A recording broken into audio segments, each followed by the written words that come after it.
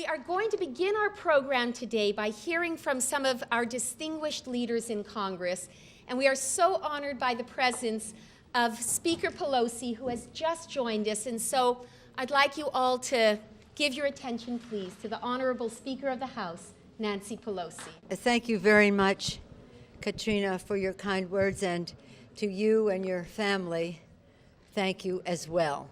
Nothing made Tom Lantos more proud than his beautiful family. Anyone who knew him knew that. Annette, good afternoon. Annette Tillman-Dick, Ambassador Richard Sweat. Where's Richard? Is Richard? He's back there. And of course, you have all heard from Katrina already. Chelsea and Chris are here, and Kimber and Charity. Well, so many members of the family. A beautiful, beautiful, beautiful legacy from a great, great man. Over the weekend, I was in Florida and attended a kosher dinner with a rabbi and members of the community there. And we were talking about Israel, and we were talking about the 60th anniversary of the establishment of the State of Israel. And I used my time to tell them of our visit there. Mr. Hoyer, many of us visited for the 60th anniversary. And I told them we went right from the airport to Yad Vashem. And we lit the flame in honor of Tom Lantos. And we talked about what it meant for the rest of us to serve in Congress with him. Not just because he was the only survivor of the Holocaust to serve in the Congress of the United States, but because of this personification of values and respect for the spark of divinity in every person, and a man, Tom Lantos, who acted upon that. He introduced many of us to leaders, whether it was the Dalai Lama in 1988, Lodi Gary, thank you, and thank you for being here, and the plight of Tibetans and really the human rights in China issue. Whatever it was, whether it was Burma or you name the place, the Sudan, China, you name the place, wherever people were exploited or oppressed or subjugated, they were his constituents. He carried them in their heart, in his heart. They knew they had a friend, the seat of power in the capital of the United States. And nothing made any of us prouder when this great man took the mantle of chairman of the Foreign Affairs Committee. He was happy about that, wasn't he, Annette? Mr. Chairman, we talked about that in Israel as well.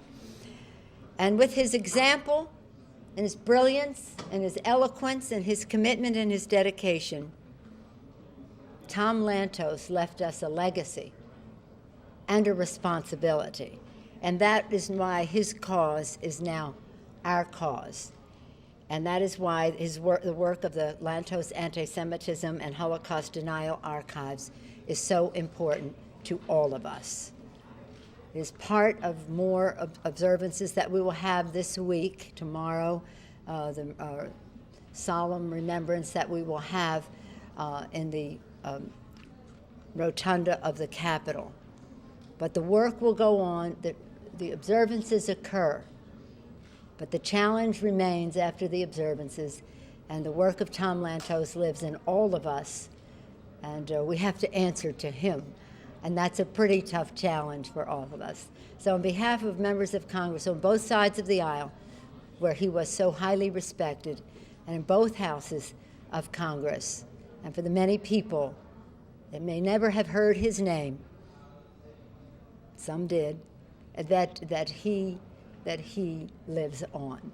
He said to me, because sometimes I would get a little despondent when we were not successful in a reasonable length of time, he would say, the work of human rights is endless. It's a very long road. You must never give up. You must never give up. And he said, if you do, just think of what that means to the people who are oppressed or those who are imprisoned.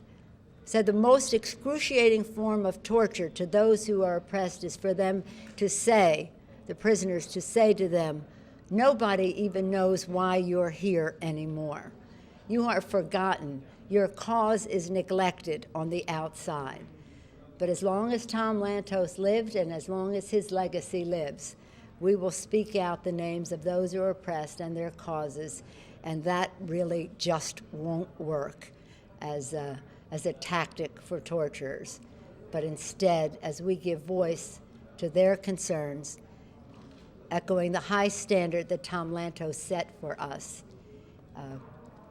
they will not be forgotten. And of course, central to his life was fighting anti-Semitism. And he did it on every front, on the personal level, on the congressional level, on an interparliamentary level, leader-to-leader level. His effort was respected throughout the world, and that's why I'm so pleased that these archives will recognize his special work in that regard. We thank you, Madam Speaker, for honoring us with your presence here today.